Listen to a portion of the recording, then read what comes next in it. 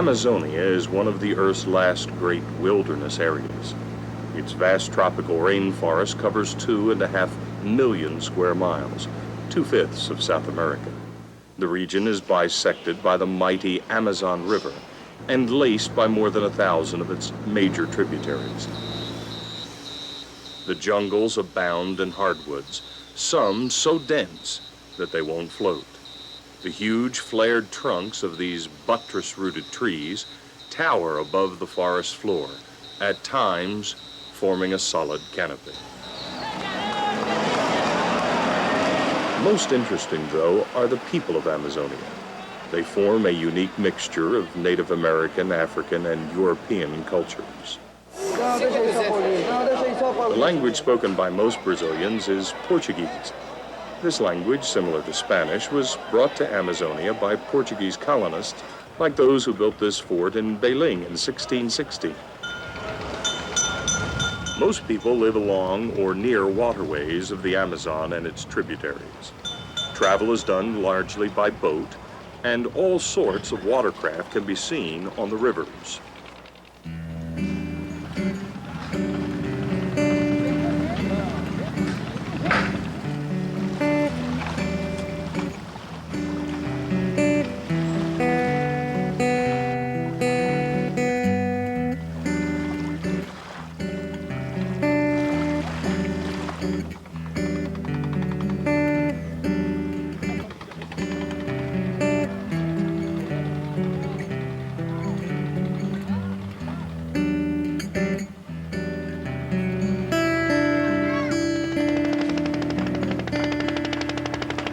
Many families get much of their food from fishing, and commercial fishing is an important source of income. The smaller river towns and villages also generate income through rubber tapping and gathering other forest products.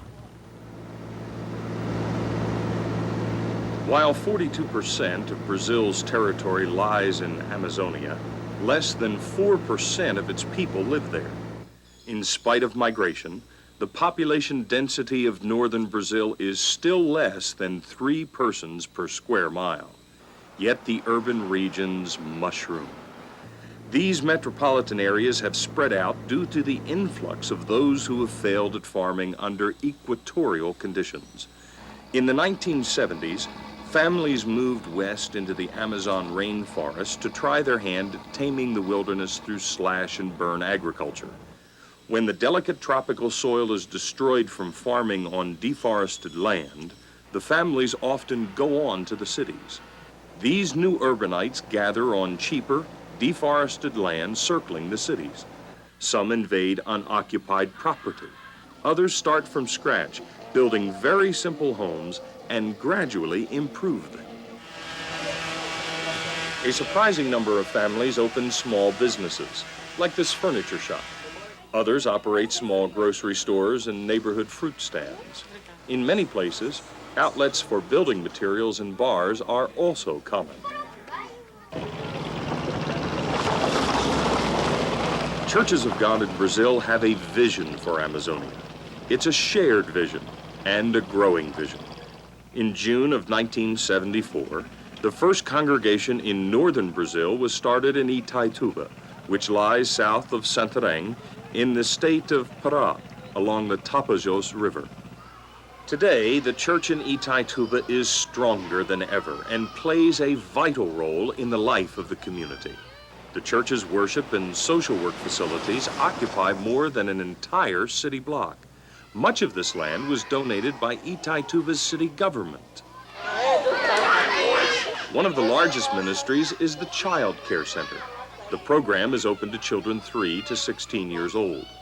Buildings across the street house child care workers as well as orphans. In the mid-'80s, work was completed on the new sanctuary, which is situated on the corner of the property.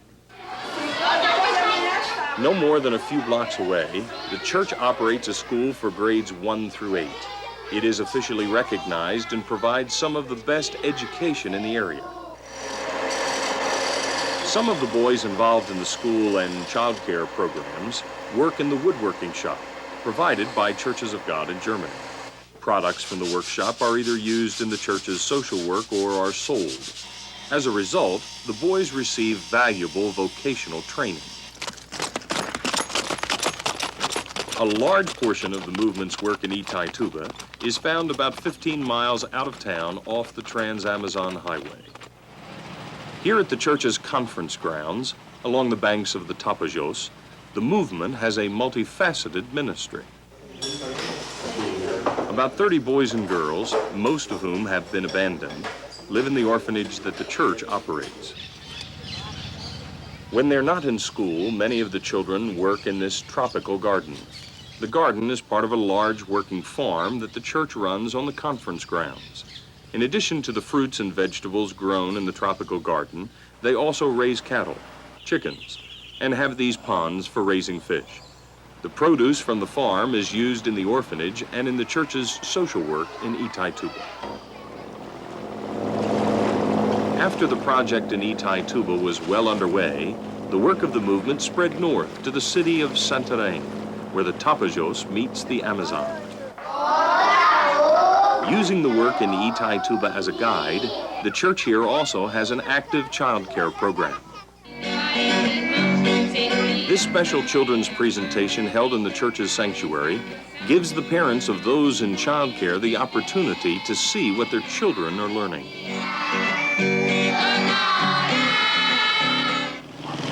The worship and social work facilities built on this site also include a woodworking shop. Here, as in Itaituba, these boys can learn valuable vocational skills. A unique ministry of the movement in Santarém involves its riverboat. This 25-passenger vessel, anchored just behind the church property, is used to transport ministry teams to neighboring communities. With Itaituba and Santarém firmly on their feet, church development has now shifted to the large city of Belém, the capital of the state of Pará. This metropolis of over 2 million people is situated at the southern mouth of the Amazon River, where the huge waterway empties into the Atlantic Ocean. Belém Urban Church Development is a Brazilian and North American partnership effort.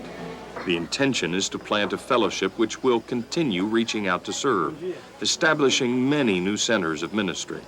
Because the task is immense, international partners are needed. Longtime missionaries to Brazil, Tom and Jean McCracken, have returned to assist the Brazilian pastors in developing the Belém urban ministry. Probably the most significant thing that happened in our first 12 years in Brazil were some goal-setting meetings held at Boateta Bible Institute in November of '84.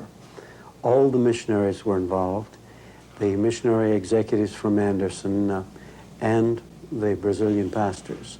And the goals that were discussed were considered strategic for long range for the whole country. And we agreed to these particular goals, thinking especially about urban areas because of the fabulous growth of cities in Brazil and the growth especially of state capitals.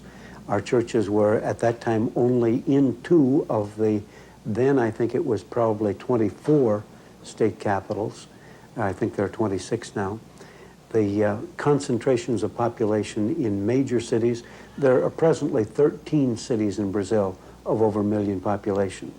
And, but at that particular meeting, the brethren who had been involved in the work in Itaituba and in Santarém wanted to focus on the 2 big metropolitan areas in northern Brazil, Belém and Manaus.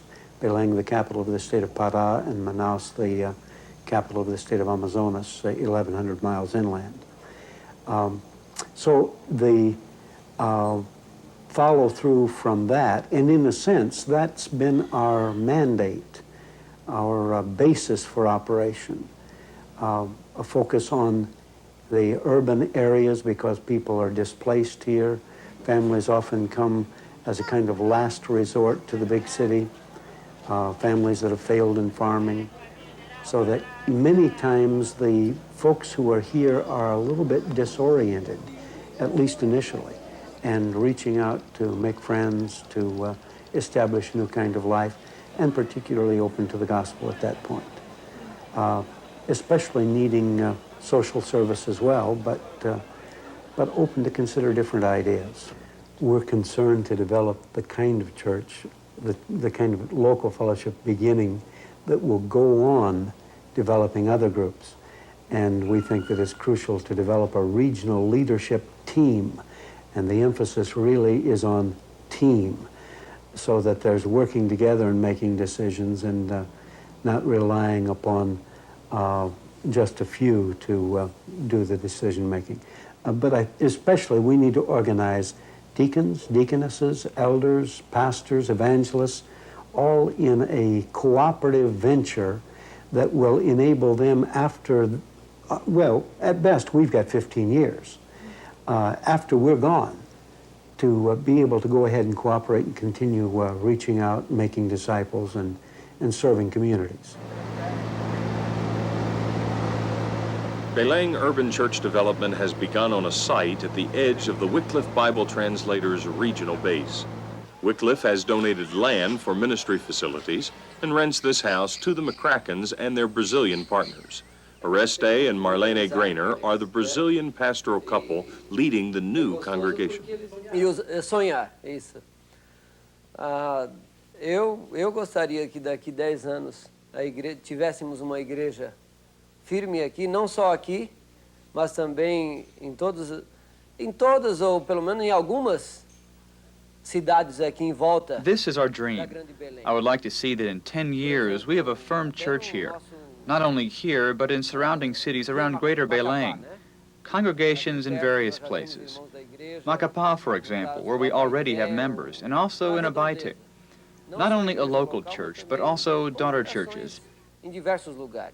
It's a dream. É sonho, né? Nós temos sonho nosso, quando é começar a In this particular settlement, we're beginning a church, but not just a church. It's our desire to do effective social work also. Marlene and I believe that by involving the children, their parents will become involved also. At this point, we're working with the youth, and some children are participating with us. Through the children, we have free access into their families to preach the gospel and to be friends. And I believe firmly that God has big plans for this place which He gave us. We are taking this responsibility very seriously. As our faith grows, in less than 10 years, we expect to have a strong nucleus, a kind of regional center of outreach.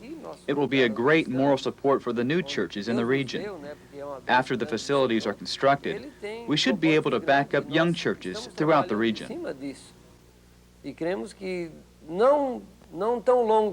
Other partners in Belém include Wycliffe missionaries. Wes and Jean Bell teach missionaries' children at the Amazon Valley Academy beside the Wycliffe base. They also exercise a very helpful ministry in Belém Urban Church Development. Here, they share about a friend whose life can be affected by the coming child care program. She's a single mother needing a place for her children, so the creche, the nursery, as it begins in the back, will help people like her to help their family as she works in trying to earn money to support her family, and also for her children as they grow, to have a place to go to learn both in school and also to learn about the Lord. She needs a place to put her child in a day school so that he can be taught not only educational things, but spiritual things. It's hard for her to get her work done here as well as take care of him. And then as he gets a little bit older, he needs a good school to go to. And further, he would need a place where he could get some training, because in this area, it just doesn't exist. There are no good nurseries, there are no good elementary schools, and there are no technical schools in this area at all. And so the church community would be meeting the needs of many, many families at different levels. The first of the movement's congregations in Belém is beginning on this spacious site. The facilities built here will offer a full-fledged spiritual, social, and educational ministry. The construction is being led by a Brazilian builder named Antonio Marçal, who is a preacher and elder in his church. Quality buildings are needed for the Center of Outreach. There is much to be done. Work campers are needed to assist in this project.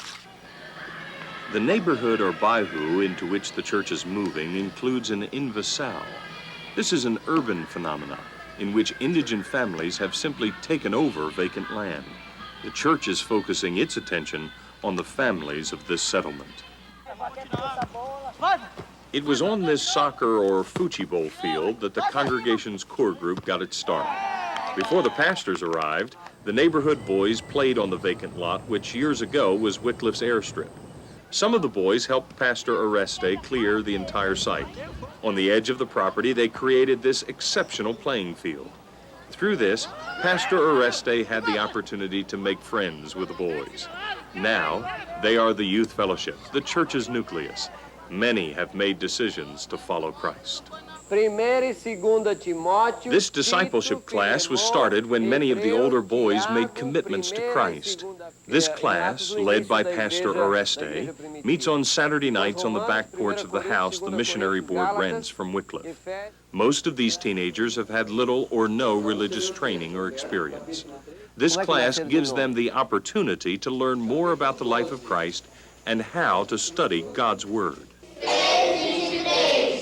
Pastor Oreste and Marlene were invited to teach Bible classes in public schools soon after their arrival in the city. This class meets on Saturdays in a neighborhood elementary school.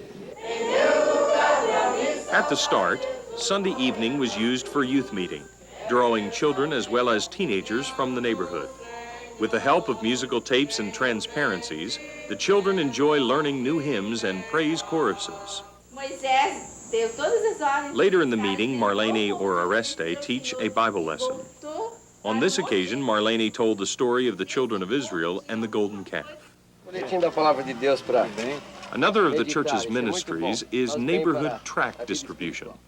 Handing out gospel literature became an established program early in the church's ministry.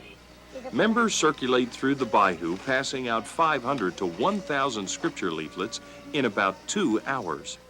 Most printed material offers a basic Bible correspondence course. Literature explaining baptism will soon be included in the leaflets. Baptism will be celebrated out in the open for the community to witness. This will take place as soon as a baptistry can be built on the site. Future work of the Church of God in northern Brazil is planned for Manaus, the state capital of Amazonas, located 1,000 miles up the Amazon River. Manaus is a city of over 1 million, and its needs are great. Already, this family has opened up their home to host children's Bible school meetings. Much more is also being planned. However, because of limited resources, focus must be kept on one city at a time.